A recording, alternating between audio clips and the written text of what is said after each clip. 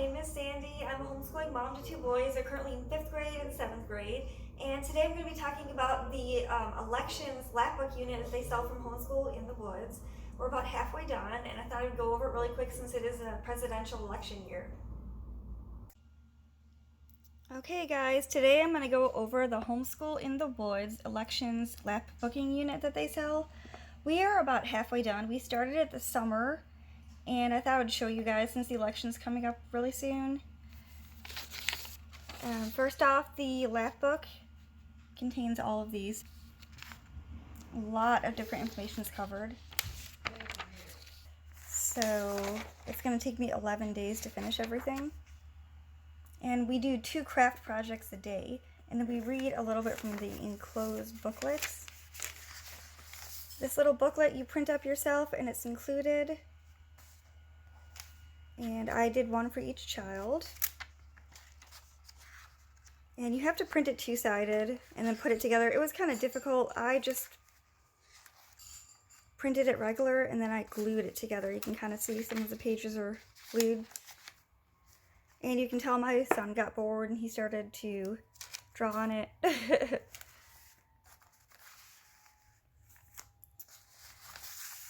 So the way I did it was I split it up into 2 craft projects a day. I didn't want to overwhelm the kids with too many craft projects because they're not like the biggest crafty people.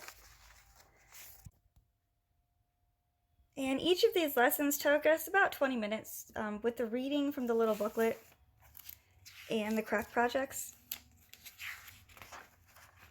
And you can tell, like, I took each booklet and I marked exactly where we were supposed to stop. And yeah, I used really bad ink, and every time I got wet, it would spread. Every time it would stop and start, I did little marks so that I would know where to go on for the next day. And see, right there. The beginning of the book, with 2 projects a day, was a lot to read, but towards the ending, it's going to be a lot shorter and less to read. And my kids are learning a lot from the reading.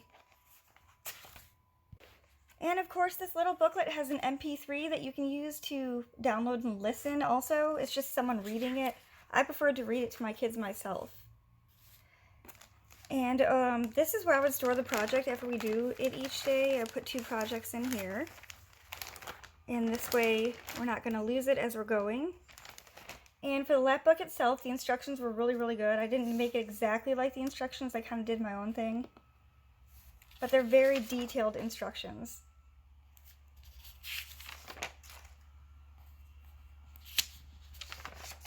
And of course, we're halfway done, so these are all of the projects we have to get to so far. And then here's the lapbook itself. It's a little bit different than how they had it listed. So I haven't done the cover yet. Looks like this right here is going to be the cover when we're done. I thought I would start one lapbook since we're halfway done, just so I can get an idea of how it's going to end up looking. And I think it's going to be beautiful when we're done. So here's one of the projects. This project has a little wheel. And everything's really interactive in here. My kids did do a little bit of coloring, but I didn't require them to color in everything. And here's the next page. They had to write in here. Each of these tabs lifts up. And there was a few projects I was kind of confused on how to complete. This is one of them. It actually had a wheel down here, and you would spin the wheel, and I just wasn't sure how to put it together, so I just ended up ripping the wheel out. And this is supposed to be like a 3D card, and this part got kind of messy, so I didn't do it exactly how it was supposed to be done. I loved this project. This is a lot of fun. So in addition to the cardstock that you have to get, the white cardstock and colored cardstock, you're going to need these little rivets. You can get them like at crafting stores. And you're going to use them in several of the projects. This one has it. This one over here had one. It's inside here so you can't see it. And of course this wheel one had one, but I wasn't sure how to do it. And here's one of the other projects. This is the 3 branches of government. My kids enjoyed this one. And I think doing the craft projects really helped cement the ideas into their minds. They didn't forget it as easy. This thing is huge. So there's really no guide on how long or how many lessons you should do each day. It's kind of up to you. I just split it up into 2 craft projects a day because I didn't want to take more than like 20 minutes. I didn't want my kids to lose interest.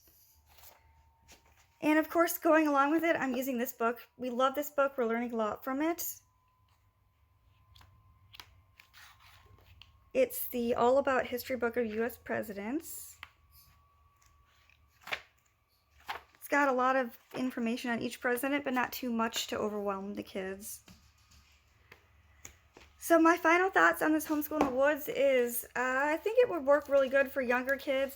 My 7th grader doesn't like to do the craft projects as often anymore, and I think he's just trying to rush to get through it. But my kids are learning a lot, and the amount of reading every day is not overwhelming for us. So I'm kind of happy I didn't use the Homeschool in the Woods history this year, just because my kids are not as crafty as some other kids are, and it would have probably been a little bit too much of craft projects for us. What we're currently using for history is The Good and the Beautiful, and I think it has a good balance of like crafting and videos and other activities other than just crafting every single day. So I hope this video was helpful for you guys. Bye!